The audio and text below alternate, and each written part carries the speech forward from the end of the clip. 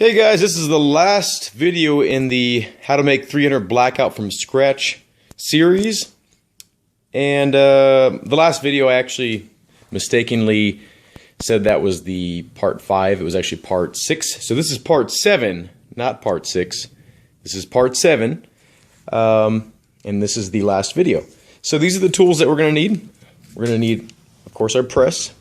We're going to need the shell holder, which I always forget to have on the table because I'm converting brass or more brass. So a Lee shell holder. This is or any shell holder, but this is specifically the Lee number 4 for 223-556. We're gonna need a magazine to test to make sure the rounds fit in the magazine. And again, you want to load to capacity, and depending on your state laws, all that bull. Anyway, this is the Lee factory crimp die, and this is specifically for the 300 Blackout.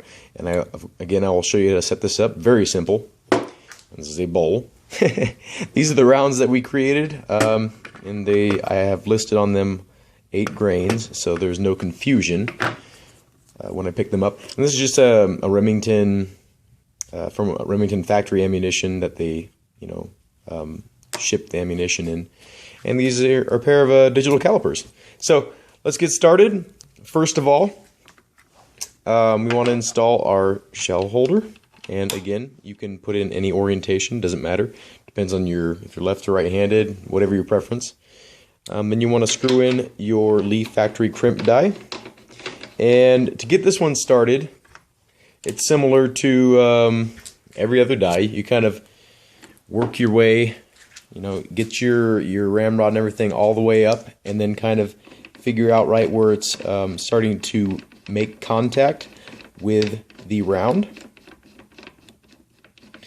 And I have it set already, but so for instance, you would want it backed off quite a bit at first, and just kind of work your way to where not that much, but you want to backed off towards it's not fully on there. And then you want to judge how much crimp you want. So if you want an extremely light crimp, go for an extremely light crimp. Like just get to where it's barely.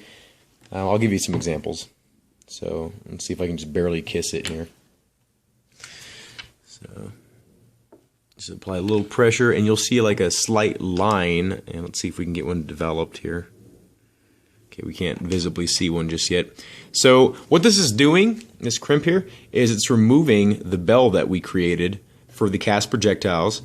And this does help semi-autos, especially with irregular shaped bullets that don't feed so well. It helps to where like the energy of the bolt going back and forth is pretty great. So if it picks up the round and it's slightly off, and the blunt nose of this like jams into the feed ramps and it doesn't feed up into the chamber, you can get the round compressed into the case, and you can cause accuracy problems or whatever, pressure problems possibly, depending on your chamber. And from what I know about rifle cartridges, it does not cause overpressure like a pistol round would, but I'm not a scientist, and I have no idea what actually happens in a chamber because I'm not in there. And I think a lot of people are just literally going off of other people's information. I think the majority of us really. So we don't really know what goes on in there unless we have the tools to actually test it ourselves. But anyway, so you want to get it to where it's lightly kissing the end here. And again, you want every stroke. This is how much I crimp mine. Okay, so you can just barely kind of see the line there. Now, I should mention before we start crimping, we do want to make sure that our rounds fit in our magazine, and this is also an excellent time to determine if these rounds are suitable for your chamber. So if you have any case length issues, normally you'd want to chamber just the empty case by itself, just to see if it'll fit in there, and then close the bolt and everything. But another opportunity is when you have your projectile seated to see if it will fit in your chamber, and you know, it doesn't interfere with like the rifling or the lands of your rifle, and cause any chambering issues. So I already know that this particular overall length for these projectiles, which are Missouri Bullet Company 220s, high-tech coated, I already know that these feed with full capacity, but you do want to test, you know, load up however many rounds you can fit in your magazine and test to make sure every single one feeds. You know, you can do it manually or you can do it on the range, but definitely check before you start crimping, because after you crimp, you can't make adjustments as easily. Like, so when you crimp and then let's say you need to shorten the overall length a little bit, you create yourself a pretty big problem. I mean, it's not a huge problem, and it'll work, but you are going to shave some of the round, and you're also going to make it to where the neck is not grabbing as tight as it should be. You know, or you'll cause bullet deformation. So there's a lot of little things that can happen that interfere with your accuracy and your overall consistency of the rounds. So anyway, so I have already determined that these rounds set at 2.1 overall length feed and everything from these magazines, and also from hex mags, which don't require modification. But I do have a video on Magpul PMags, specifically the Gen 2s, on how to modify them to make it work with 300 Blackout. So I mean, mostly the problem is the ogive or the ogive, depending on who you talk to. Like that, they pronounce it differently, but most people say ogive. It's spelled like ogive. And the ribs inside the magazine, like you can see right on the side there, like right at the end of my finger,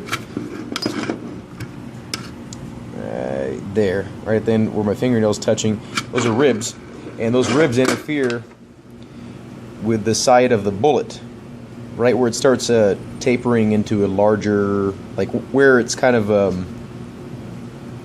you know, thickest. So anyway, it interferes with that if you don't modify it. Now there are some projectiles that have alleviated that issue by putting the ogive further back and having more of an elongated Spitzer style bullet. But these flat nose ones, they do feed in my gun, but I've had a lot of issues with these, just jamming up on the feed ramps, just like hitting it straight and then you know, pushing the round back. That's one of the reasons why you do want to crimp for your particular gun. But there are other alternatives. Leatherhead bullets. I don't have any on hand because I shot all of them, but I have 2,000 on order. They're on their way, I think. But they have more of a Spitzer style bullet, so it's comes to more of a point, and their high-tech coating is a little bit harder, seemingly. I do prefer their bullets, and they have a different shape overall, like and they feed great. So and I'll show you those when I get them in. I'll do a little unboxing of how they package it and how it comes, and you know, a little overview of the projectiles. But if you guys want, I'll do a little overview of the Missouri Bullet Company ones. I have the 245 grain and then the 220s that I can measure out and weigh for you guys so you know what you're getting into. Anyway, so yeah, so we want to seed our crimp die. Sorry, I kind of dragged that on way longer than it needed to be. But so again, we want to do a full stroke, and I do it to where I tap the back of that. And the cool thing about the factory crimp is it kind of regardless of your length of brass, as long as it's right at the edge, it's gonna crimp your brass in different spots, but overall it's the same effect, and it does remove the bell that you created. So yeah, so we'll just do these 10 rounds. If I can think of anything in between there, I will do so. I will tell you about it. Again, you want to back off the die if you want a lighter crimp. If you want a heavier crimp, you need to watch out for heavy crimps because you can deform the bullet. There are a lot of people that deform the bullet on purpose, and they feel it gives them tighter tolerances in their it grabs onto the rifling better, and there's less gas that escapes through the rifling, or past the projectile, so you get more velocity, and I would assume you get more pressure in the chamber too.